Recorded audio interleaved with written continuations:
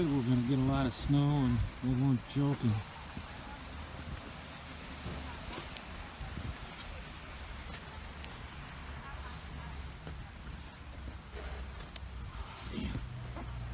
Slippery. Holy shit. Now I dropped my gloves. Darn it.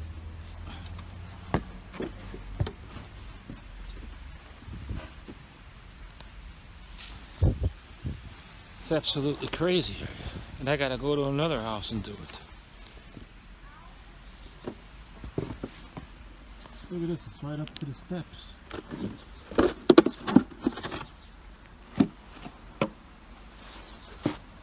That's the bottom step.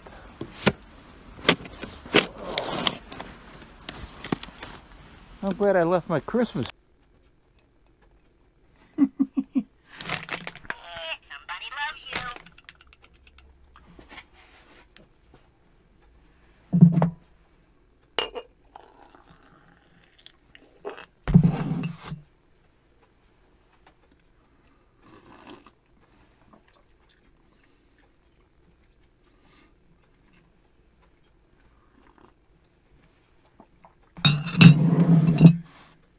Greetings, everybody.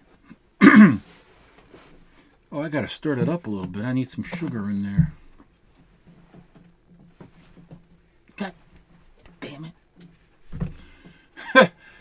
Some honey left on the spoon from the tea I had the other day that I got from Tony and Cynthia. I got stuff all over the place here. Jesus Christ. This is me old sugar bowl from Japan. I think this is from the 1950s. And the coffee I'm drinking today, Mocha Mint, from Aldi's, like $3.69 I think it was, or even less. Can't remember exactly, but under $4. Won't catch me drinking out of a Looney Tunes cup. No, sir. A real man drinks out of something like this.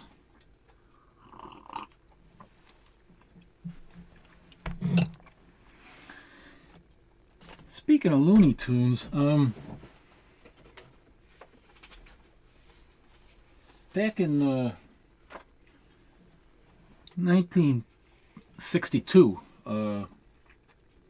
Western Publishing broke ties with Dell Comics so they can, do in-house publishing and do their own books. And so they created a separate subsidiary called Gold Key Comics. Another one of the subsidiaries was Whitman. So that is to say, Dell Comics had just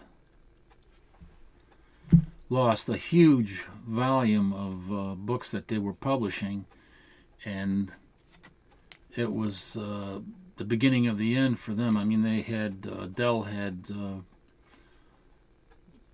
lost all the Walt Disney characters and everything to Western. Western had licensed characters from Warner Brothers. They had licensed all the Edgar Rice Burroughs stuff, and what else was there? Walt Disney, and there was another company, Metro-Goldwyn-Mayer, I'm pretty sure. And suddenly Dell didn't have any of that, so they lost a huge volume of books that they were publishing. And so they, that was in '62, and then it took them about 2.5 years or even 3 years, and then they realized, how much they really have been losing, and they tried to recoup the loss at that time by creating a lot of their own characters, and these were some of the most idiotic, stupid, lame brain attempts at creating superhero comics that I've ever seen. I mean, every company has done it, including DC, Marvel.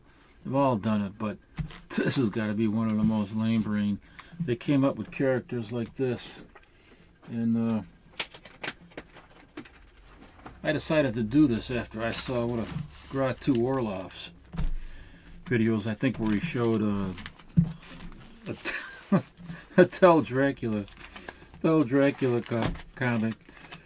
And, I mean, the guy, oh, man, it's just ridiculous. I'll show you here. First in 60, I think in 62, they had previously published this.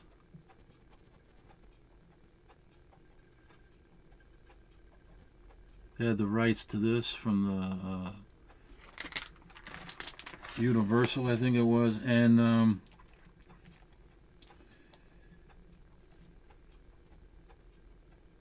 let me see what it says here. It was in 1962, yeah, 62 from Universal Pictures. So a few years later, they decide,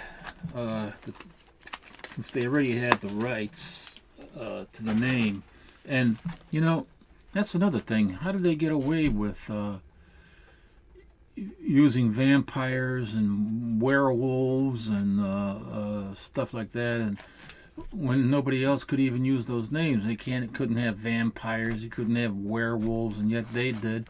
And that was because they didn't have the comics code. They didn't have to worry about anything. They didn't have a comics code up there. They'd opt out of it back in the 1950s when everybody was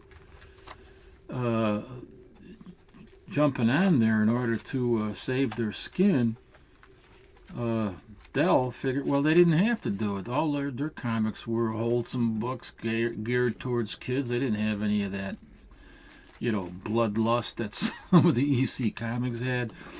So they just stayed out of it, and that worked to their benefit, or they thought that would work to their benefit when they created this idiotic character, a superhero, supposedly a superhero, Dracula. This is the first issue, but it's numbered as number 2 because they continued it from the original. Where did I put it now? I got a mess down here, I swear.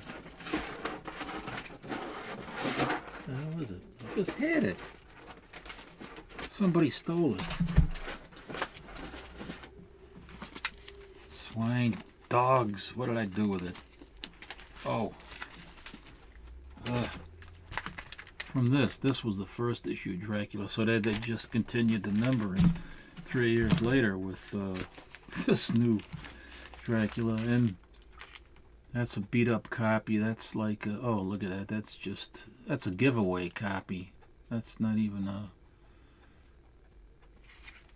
Started it with number 2 here in I think this came out in 66 or 65. Well, it was 65 that they were working on them, and maybe it was released in 66. But it is actually the first issue. And I mean, look at his costume, for God's sakes, man! Look at that. He looks. That looks with the way he's got the nose there. It looks like some of the helmets, at least the fit, this part of it that goes down the nose. Some of the old Roman soldiers from a couple thousand years ago. That's how they had their helmets. And he looks this. I don't know, man. I mean, he's trying to look like Batman or something from the TV show. I don't know. It's absolutely ridiculous. And he's supposed to be a direct descendant of Dracula. And I think that his only power is, you know, here he is right there. The artwork is just terrible. And what he does is he's working on a formula, and then he's for the cure brain damage or something like that.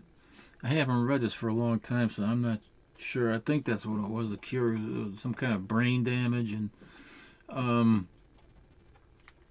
I think bats fly into his room or into his laboratory, and they knock over the freaking chemicals, and it spills into his drink, and he doesn't realize it. So he drinks it, and he has now he has the ability to turn into a bat, and that's it. You know, that's all what he has, and it's just stupid.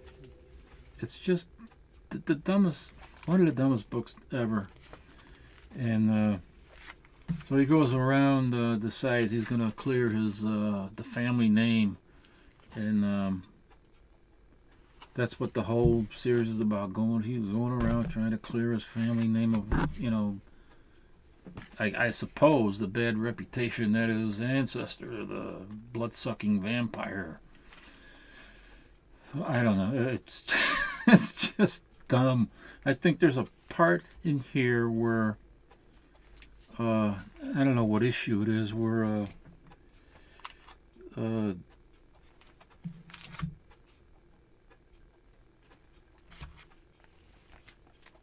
me see. Let me just open this up, man. I don't know if this is the one. I can't remember if it was Frankenstein. I don't know. Where some dictator like that looks like Joe Stalin. Yeah, this is it. He's some dictator comes out of nowhere, and he has these nuclear weapons, and so Dracula here decides he's going to stop him with bats, and they were going to launch, and then here he is. He looks like Stalin, or supposed to be Stalin or something, from Russia, and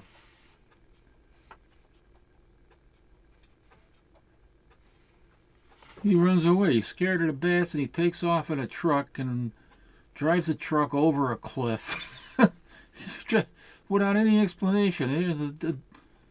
Oh man, a dictator with an army behind him drives off a cliff because he's afraid of bats, or the bats are just utterly ridiculous. And so he saves whatever country they were being aimed at, and then he decides he's gonna make a costume. No, he goes to a, what is it? Does he go to a tailor or something? Yeah. He goes to a tailor here, and he has the tailor put together a costume for him that looks completely absurd.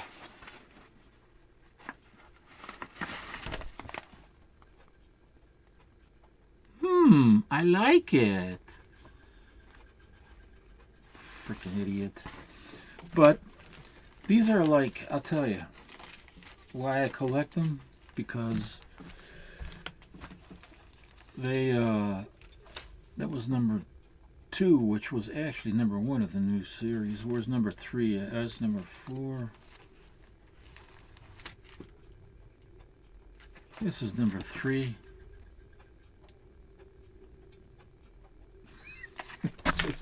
Every time I look at his costume, it cracks me up. This is number 4, the last issue. It only lasted 3 issues, actually. Well, I don't even count the first one from 1962. That has nothing to do with these, but it's just utterly absurd. But the reason I was collecting these is because it's like the B movies. A lot of people collect B movies now, and they're so bad, they're schlock. And you must figure, why does anybody want to watch that stuff, It's because it's almost a genre all by itself. It's so bad, it's funny to watch. And besides, if you don't know what a bad movie is, how are you going to know what a good movie is? I don't know. It's the same with comics. You don't know a good comic from a bad comic unless you read bad comics. So that's why I do it. And besides that, like Greta Orloff was saying, you're archiving. That's what I do. I like to archive these books. That's what I've always considered it, archiving the books and stuff. So that's why I do this. But another lame brain character, this was published by Dell, was this freaking thing, the Werewolf. The Werewolf. I can't remember.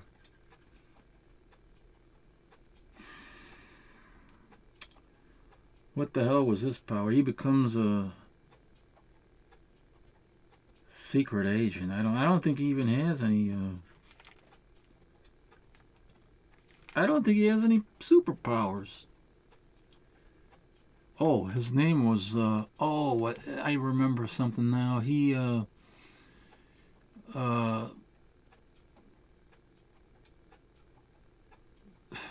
was he in a plane crash or something? I think he was flying over some enemy territory, communist China or some stuff like that, and he shot down, and then with nuclear missiles by. No, let me see if that's correct. I don't know. Is he a pilot or what is he?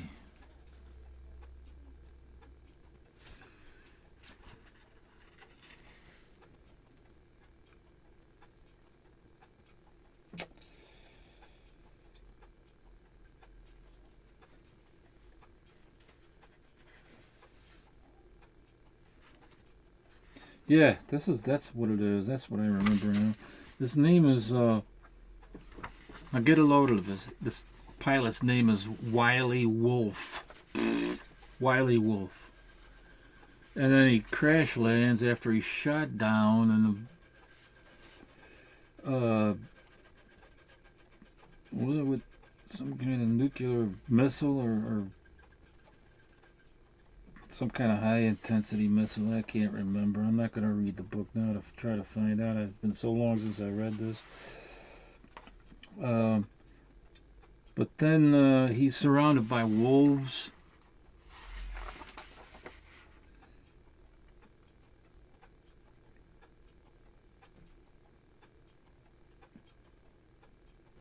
Yeah, Wiley Wolf.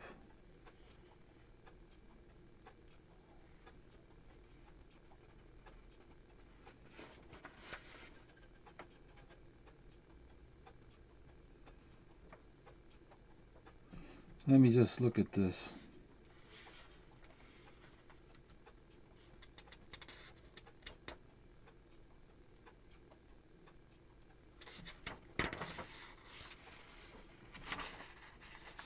What issue is that? It's number 2, which would actually be number 1.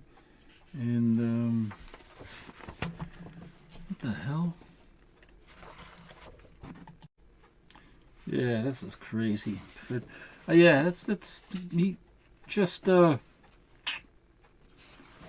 crashes the damn plane after is he shot down?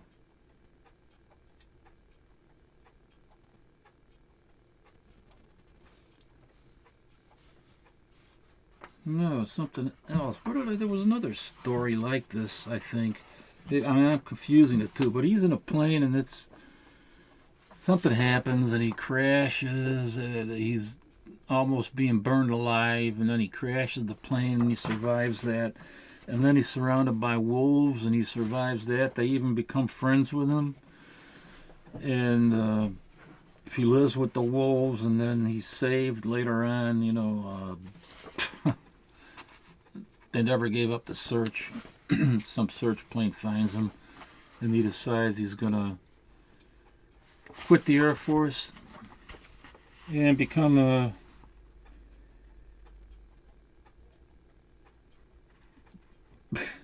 super agent. I don't know. He practices jiu-jitsu and all.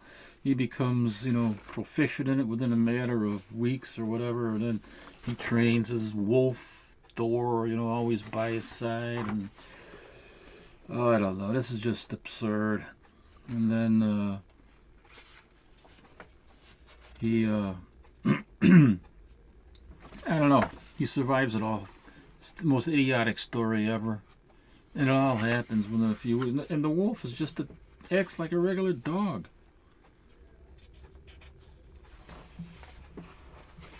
Yeah, I think it was something to do with the Chinese. I don't. Crap. Totally absurd. And he has no superpowers. It's just nothing. He just puts on his black costume, and then he's like a super agent. And I think they must have got the idea from all the, James Bond and The Man from U.N.C.L.E. and I Spy and everything that was going on. was just totally absurd. The artwork, story, everything. And then, if that ain't bad enough, what's the other one that they did? There's another one. That's a few of them. Well, Frankenstein here. I'll show you that one.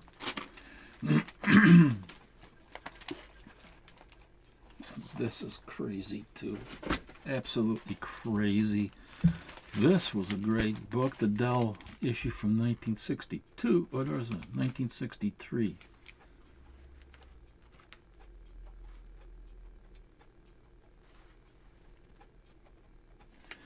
And then in 19 didn't put anything back here. They continued it with this is actually the first issue of this new Frankenstein, but it numbered at number 2, continued the numbering from the first one. Let me see. I haven't opened this thing in I don't know how long, man. Wow. Ooh, it's still got the old bag, the original bag in here. Look at a lot of them still got the original bags. Uh-oh. Oh, look at this backer board. This is not, you know what? This is not even a backer board, because there weren't any. This is number 2 from 1966. I think this could have been from, you know, those, my ma. I was doing this a lot when I was a kid. I probably had the first backer boards. What I did, my ma got a lot of chocolates all the time. She loved to have chocolate boxes, and they would have these boards in them, either on the top or on the bottom of the box or something, and then the candies were placed in a tray on top or on top of the board, or maybe there was one. But anyway, I kept them, and they kind of worked out as backer boards, and I think that this is where I got the idea from. I got the idea from that, and that's what this is from. I'm pretty sure from the early 70s. I probably bought this in the early 70s as Frankenstein, but anyway. So it continues from number, and there's the old board, the old bag. Wow. The bag, I don't know where I bought those from. They weren't Bell bags when I bought these. I did buy original Bell bags, and I still got them from Robert Bell from the 1960s. But they're basing this character on. He's also a direct descendant of the original Frankenstein, and he's out to I don't know, I can't remember what he does, but it's just, look at his costume, for crying out loud. It's so lame. Such a lame attempt at trying to produce superheroes after monsters. So what happens here is he's after he gets supposedly his castle gets destroyed by the villagers 100 years ago, and he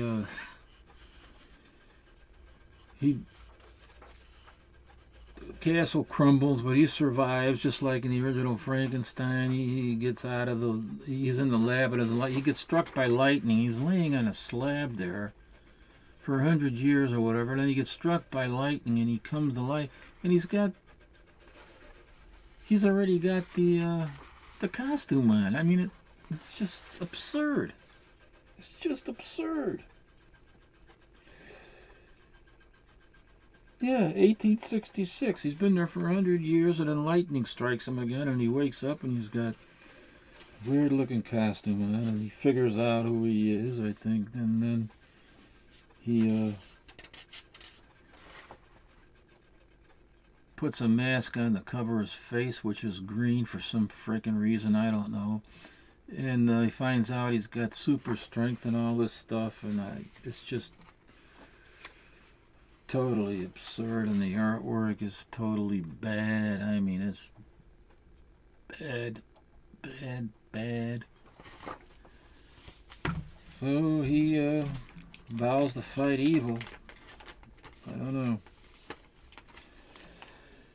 But that's the first issue 2, which is actually issue 1 of the new Frankenstein, and this is issue 3, where he's looks like he's fighting a doppelganger. And then issue 4, final issue. Thank God. But yeah, that's the lamest attempt at trying to produce.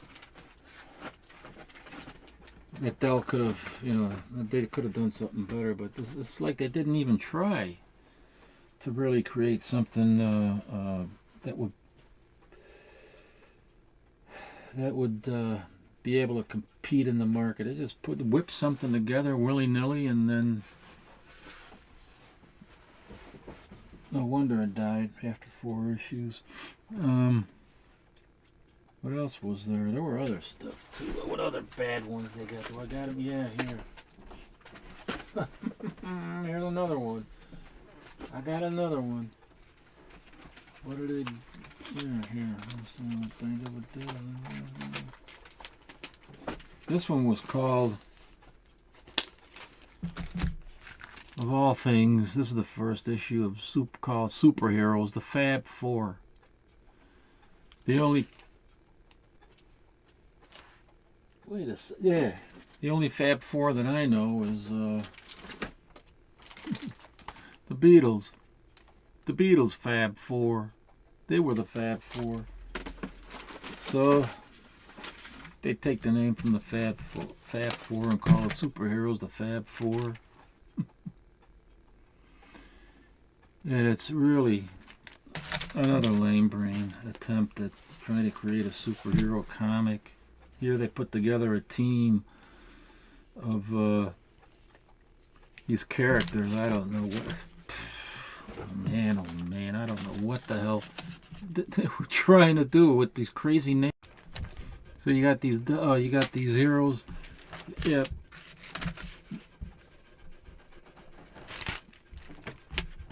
You got these kids.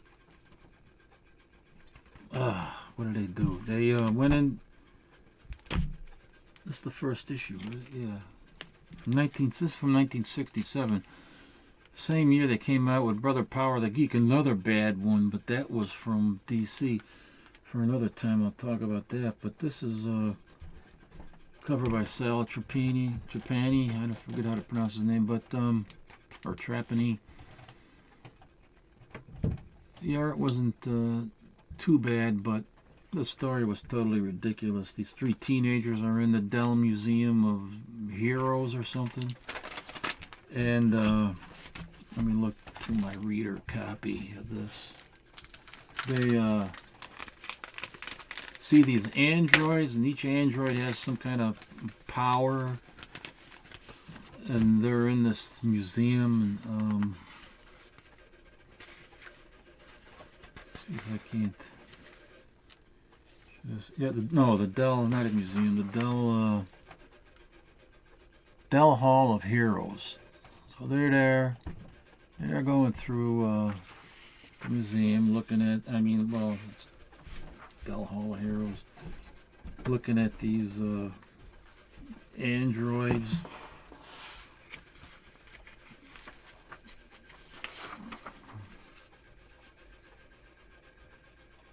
See that? Each android has some kind of power. L is equipped with laser beams, and then there's polymer poly, heat resistant polymer poly, I don't know. And then they got another guy called Crispy. They become superheroes named polymer poly L high, and I think somebody must have been high to create these. And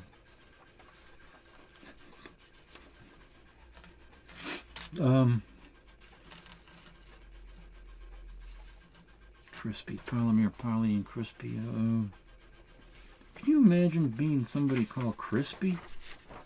A name like Crispy, I'd change it or shoot myself. What was the other guy's name? Hi, L, Palomir, Polly, and Crispy. Unbelievable. So what happens is that they get... Oh, brother, there's some kind of an electrical accident or an explosion because of some idiots experimenting with his creation, the Endo Man, and there's a power outage or whatever, and they get zapped and knocked out, and then they find that when they're zapped, when they're out, that their minds can enter the android robots, you know, and they can control the robots. It's just absurd, man. And that's what happens. That's how they got their powers. They learn to project their minds into the androids and control the androids, and then but their bodies are knocked out, so they got to take their bodies to a safe place or something. It's just dumb. Another dumb attempt. And I almost had the tape. And I did take some off. And that's why I hate tape. This is a low-grade copy, but look what it just did. I left the tape on. It just took this off of there, right there. You can see it right by his entity there. I don't really care about the book. I don't listen. But, you know, but this is one of the reasons why I still love to collect these, because, as I said, these are like B-grade comics. And they're so bad, they're funny. And, yeah, I archive this stuff. How many issues did this last, I wonder? Probably just 4. It's number 3. This is gets confusing, really confusing. I think this is number 3. Here's number 2, and this is number 4. Wait a minute now. Let me do this over. This is number 1. This is driving me crazy. I'm going nuts. And this is number 2.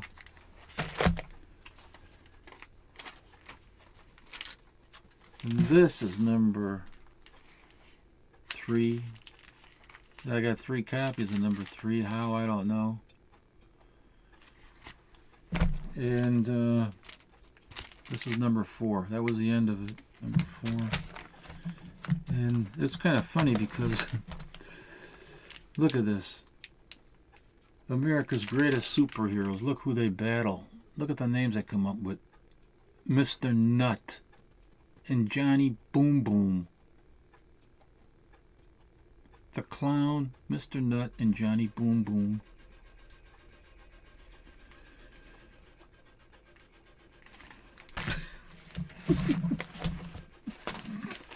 Mr. Nut and Johnny Boom Boom.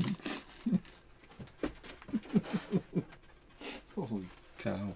I'm not even going to say what I think about that now. This is a respectable channel. What do I got here? Oh, there's another one too.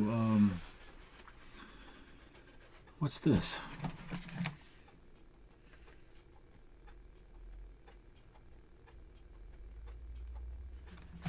What's this?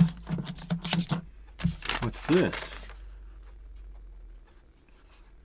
Oh, this is. I wanted to show you this. What I got? I got those gifts that I uploaded a video. Those Christmas gifts. This is from Tony Wynot Art. This is the card I got, and he might not want me to show this, but anyway, look at the. He did some original art there for me. See that? Isn't it? That's pretty good. I mean, he signed it for me and dated it. I wish I had some talent myself, man, to draw, you know.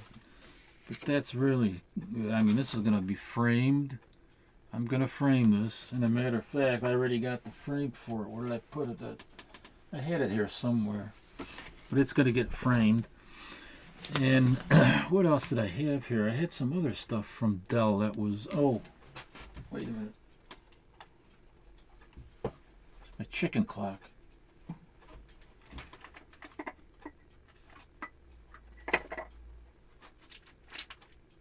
Oh, they're right here. Yes, indeed. Yes, indeed they are.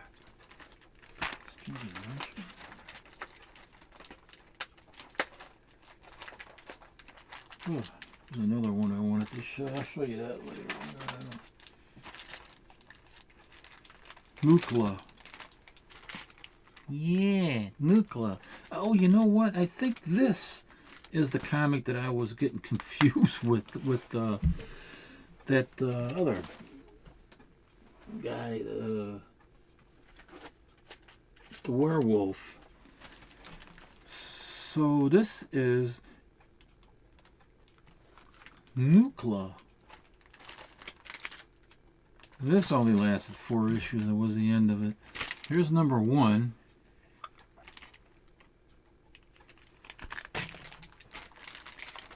This is number 2.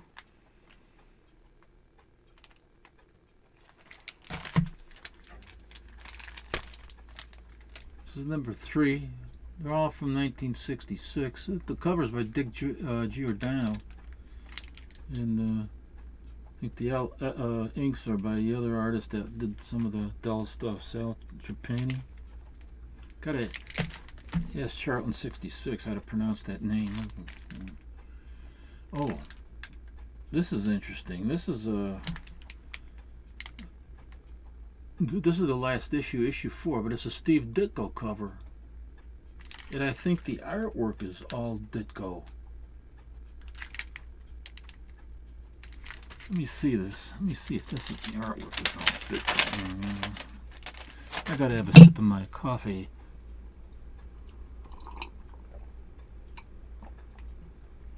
Oh, this is the kind of cup a real man drinks out of. Won't catch me drinking out of a Looney Tunes cup.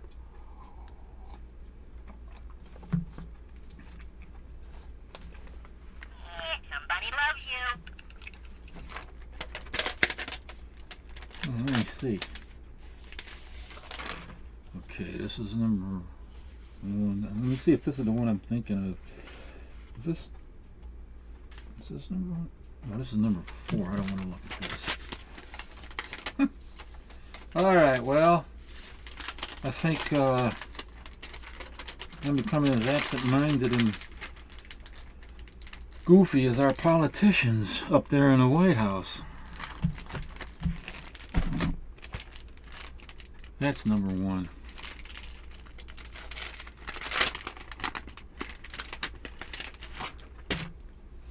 Gotta be from 65 or 66. When did this come out? 1965, number 1. This started as number 1. And let's see, the origin of Nucla. I think this might be the one that I'm thinking of. Yes! Oh my gosh. That's why I got confused. This is the one where he's flying in the plane and he gets shot down with nuclear missiles, of all things. Or nuclear powered missiles from flying over Red China, where we have all of our wonderful products from today, the CCP,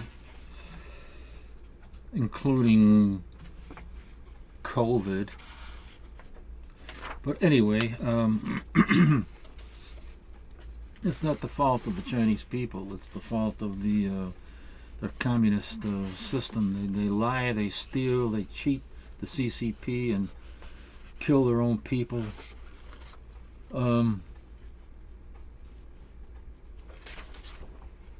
There you go. So there's an American pilot. Sorry, let me focus this baby.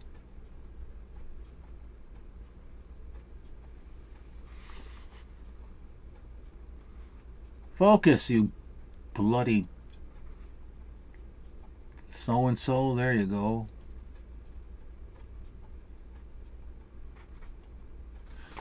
So he's flying his plane, and then he gets oh,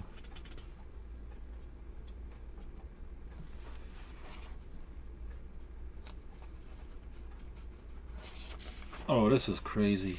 This is absolutely crazy. He gets the missiles totally destroy his plane. Completely destroy it. And then through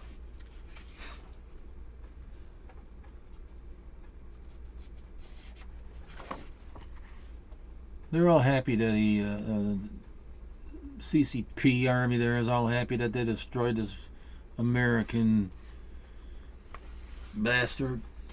And through the plane is destroyed and he's destroyed, and then but somehow they don't explain how or why his mind survives through the sheer force of willpower. He survives, and then through the sheer force of willpower he recreates his plane. He just imagines it in his mind, and then his plane is recreated and he's flying again. It's just crazy.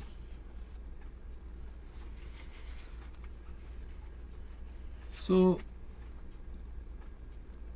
then he finds he has his other power now too. He can zap the enemy and create a nuclear explosion. There's a mushroom cloud on his own too. Wow, he's got all this huge, tremendous power just by imagining it to be that real, and then it becomes real. Then he goes in, gets himself a costume, and becomes, Nuclear, the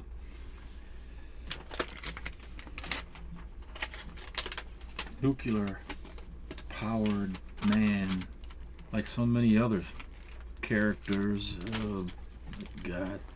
What else was there? Firestorm.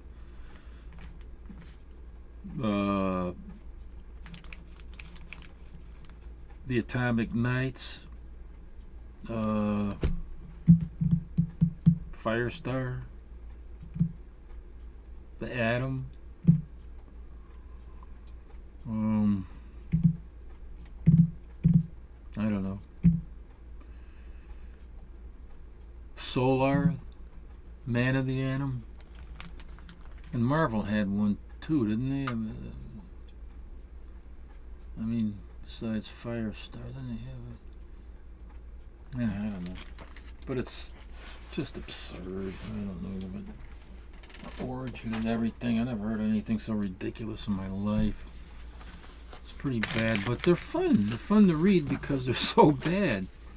So I can't really put them down too much, but I think Dell could have done a better job back then, and then maybe they would have lasted a little bit longer. Another thing I wanted to do in this video, it's going to be long. Can't help it. Here. This. No one's supposed to be watching this under 17, this video.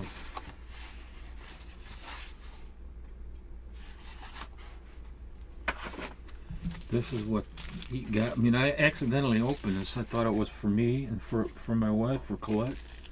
And I started to open it upstairs, and I realized what it was. And I thought, oops, that's not for me. So this is strictly for me, She looked at it, oh, what is that? Wow, look at this, man. Wow, this is one of those bags that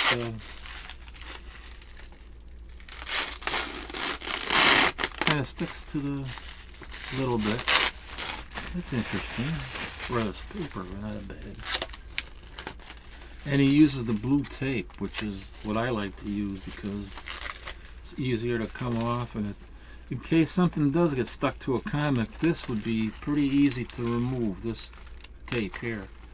A lot easier than Scotch tape. What I just showed you, what I did to that book because of the Scotch tape, my carelessness. Don't let it happen to you. Don't let my stupidity be a lesson to you. So this is the first opportunity. Oh, look at all this stuff. Oh, this is so sweet. This is a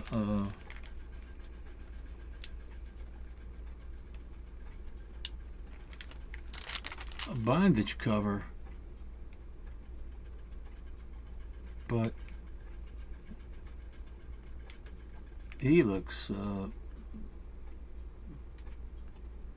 pretty gay, I think. But it's kind of a switch here, you know, a man in bondage being rescued by a female instead.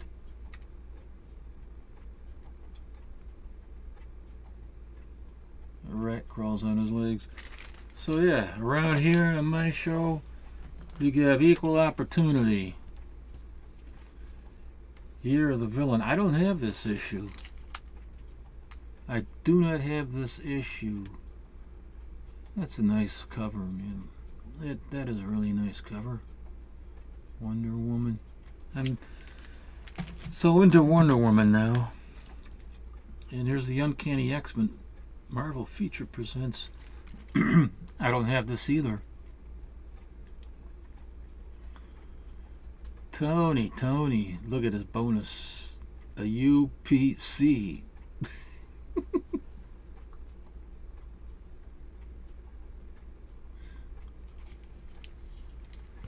He's got nice backer boards, and it's in Mylar on top of it. Wow. Mylar bags and acid-free backer boards. Holy cow. And then here's this one. Vamp Blade.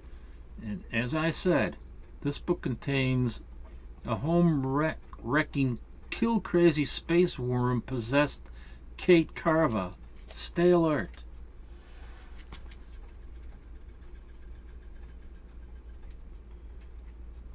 Not for kids to see. That's why this is not made for kids.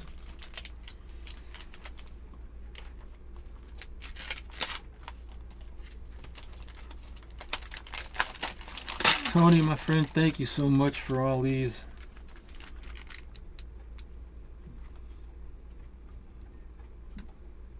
Lucky to have you as a friend, and I really appreciate this. Thank you, Tony.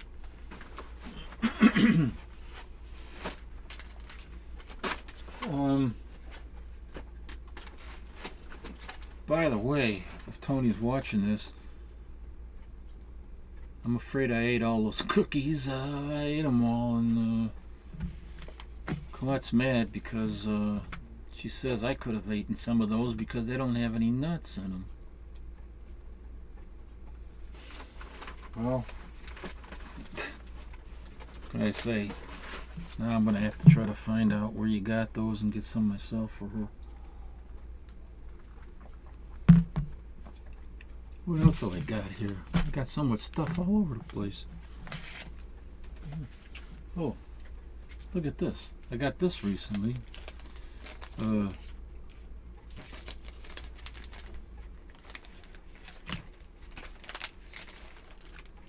Copy of Straight Arrow. It's got it looks like a vendor. Is that crayon? No, I think that's looks like magic marker. It looks like a arrival date from a vendor, a news agent, as they're called in Britain, AM71. But this is just a really nice cover.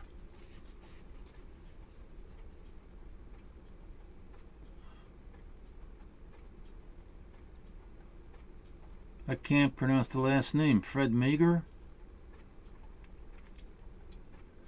But look at that. Indian woman in papoose and black bear. No, that looks more like a freaking grizzly bear, because black bears wouldn't attack like that. It's got to be a grizzly. A grizzly bear.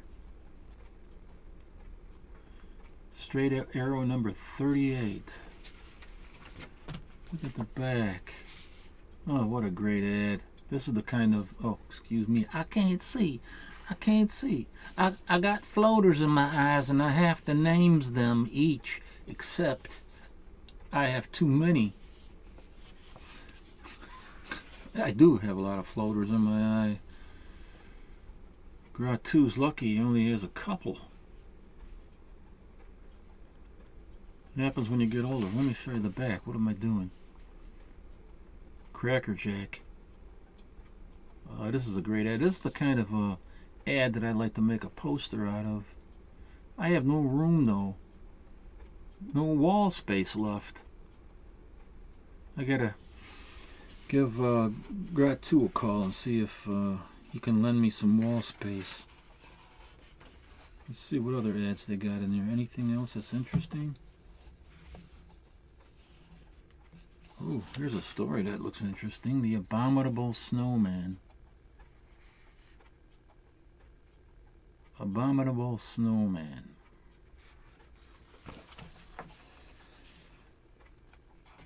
Look at that. Oh, here's something. Gratu, if you're watching this, this is what you need to do so you can learn how to play guitar. You can learn how to play guitar in 7 days, and you get your money back if you don't. Only $2. Does the deer have any dough? Yeah, a couple of bucks. Oh,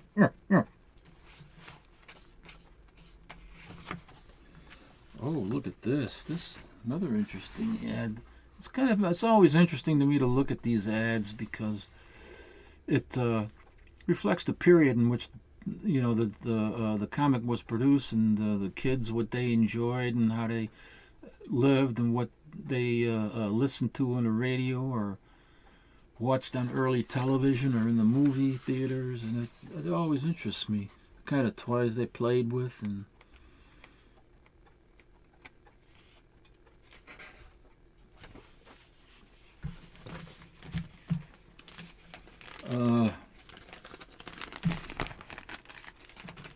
I hope you watch till the end of this video because I'm going to give a shout out to a friend of mine who just uploaded his very first video here on YouTube. Did I show you this before? I think I did. Didn't I show you?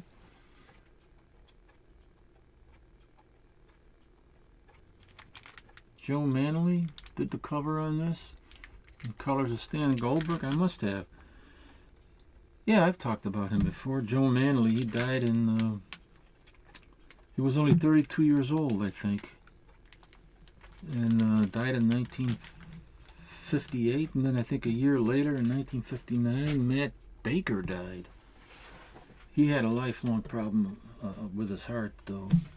And Baker was only, what, 37 or 30... excuse me, 38, I think. But, yeah, it was just too bad. It's too bad. What was I going to do here? Well, I guess that's about all as far as that goes. Yeah, it's a friend of mine. You've heard me talk about him before. His name is Leo. And we go back, I don't know, I think about 9 years, 10 years, something like that. And he's into pop culture. He loves the old video games. He doesn't play any of the newer stuff, I don't think. And he's got the pinball machines, but not like I don't think he has any of the ones that were in the bars or in the game halls and stuff like that they had around at that time, 70s and 80s. But these are like tabletop machines, and even those can get pretty expensive. And so he's all into the pinball stuff and the comics. He collects comics because he loves the artwork. He loves reading them and enjoys primarily the artwork.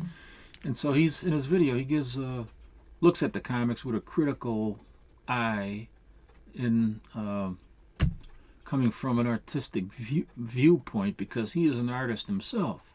He likes to draw urban settings and kind of preserve the history of the old buildings, like the ones that always had the water towers on top, and the sometimes the fire escapes, in the front of the building, and things like this. So he loves all that, and he has a particular interest in the comics that show have buildings on the covers and things of that nature. So so he uploaded his first video, and I think it's pretty good. And as an artist, he can really give you some education, give the viewer an education about how the book is drawn and how well it is, according to the different, the lines and styles and the what they call the block art when they're doing the buildings and things like that, which I didn't even really know. And